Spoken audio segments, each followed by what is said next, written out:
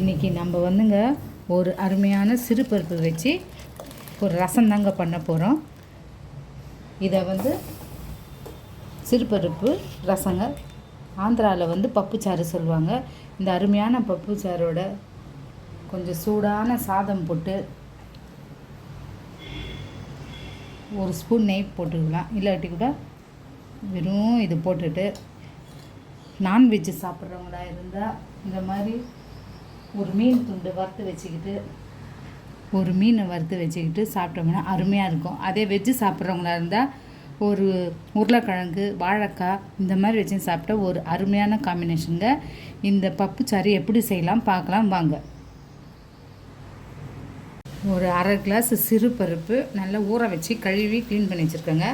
அதை நம்ம இந்த குக்கரில் சேர்த்துக்கலாம்.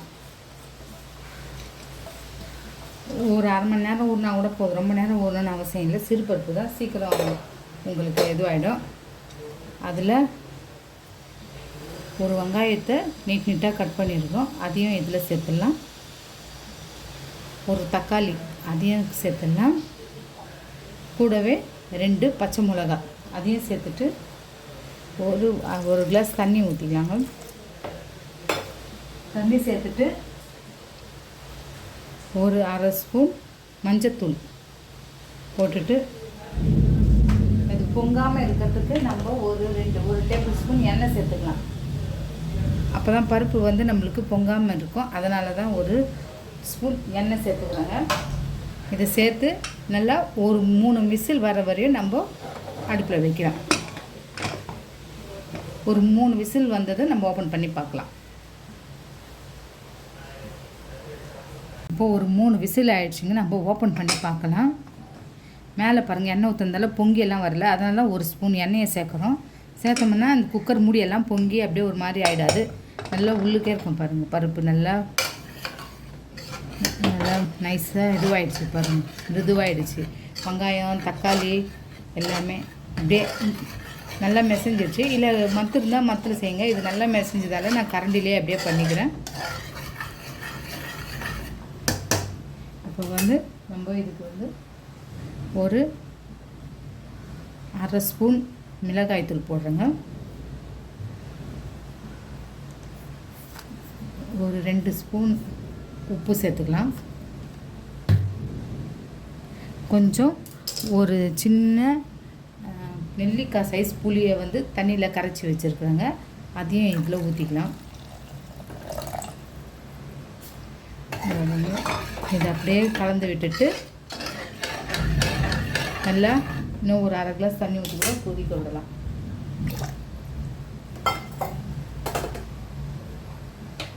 இந்த பக்கம் வச்சுட்டு இதை அப்படியே கொதிச்சுட்டு இருக்கட்டுங்க. அதுக்காட்டி நமக்கு தாளிப்புக்கு ரெடி பண்ணிக்கலாம். இப்போ ஒரு கடாயை வச்சு கடாய் சூடாகுதுங்க. கடாய் சூடானதுமே ஒரு 2 ஸ்பூன் எண்ணெயை விட்டுக்கோங்க.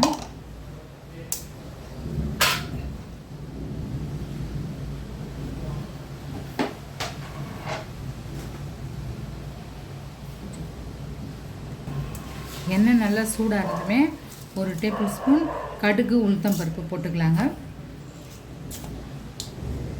கூடவே ஒரு அரை ஸ்பூன் சீரகமும் சேர்த்துக்கலாம்.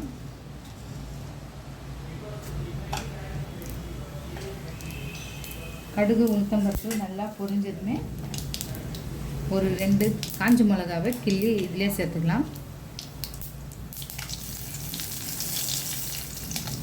கூடவே தட்டி வச்சிருக்கிற ஒரு 5-6 பூண்டு தட்டி வச்சுருக்காங்க, அதையும் இதில் சேர்த்துக்கலாம். சேர்த்து நல்லா கலந்துட்டு கொஞ்சம் தேவையான அளவுக்கு பெருங்காயத்தையும் போட்டுக்கலாம். நல்லா வாசமாக இருக்குது பெருங்காயம் சேர்த்தா. இது ஆந்திராவில் பப்புச்சாறு சொல்லுவாங்க. இது நம்ம ரசம், பருப்பு ரசம் சொல்லுவோம் நம்ம தமிழ்நாட்டில். ஆனால் சோளம்பருப்பு வச்சு செய்வாங்க. இது ஒரு வித்தியாசமாக சிறுபருப்பு வச்சு செய்கிறோம். இந்த மெத்தடில் நீங்களும் ஒரு முறை செஞ்சு பாருங்கள். செஞ்சு பார்த்துட்டு எப்படி வந்துருக்குதுன்னு எனக்கு கமெண்ட்டில் சொல்லுங்கள். இது நல்லா வதங்கணுமே நம்ம இந்த பக்கம் கொதிச்சுட்டு இருக்கிற இதை ஸ்டவ் ஆஃப் பண்ணிவிட்டு இதில் அப்படியே சேர்த்துக்கலாம்.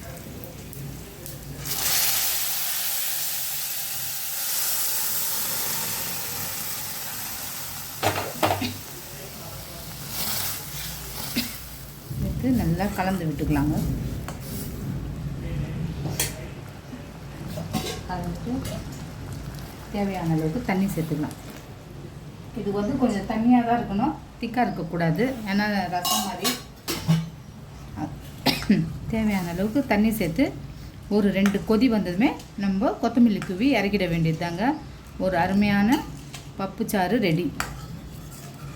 சூடான சாதத்தில் போட்டுட்டு ஒரு அப்பளம், உருளைக்கிழங்கு வறுவல், அந்த மாதிரி நான்வெஜ் சாப்பிட்றதா இருந்தால் ஒரு சிக்கன் மட்டன் வறுத்து வச்சு சாப்பிட்டோம்னா ரொம்ப அருமையாக இருக்கும். கருவாடு தொக்கு இதெல்லாம் ரொம்ப நல்லாயிருக்கும் இந்த பப்புச்சாருக்கு. நீங்களும் ஒரு முறை ட்ரை பண்ணி பாருங்கள். ஒரு 2 கொதி வரட்டும் பார்க்கலாம்.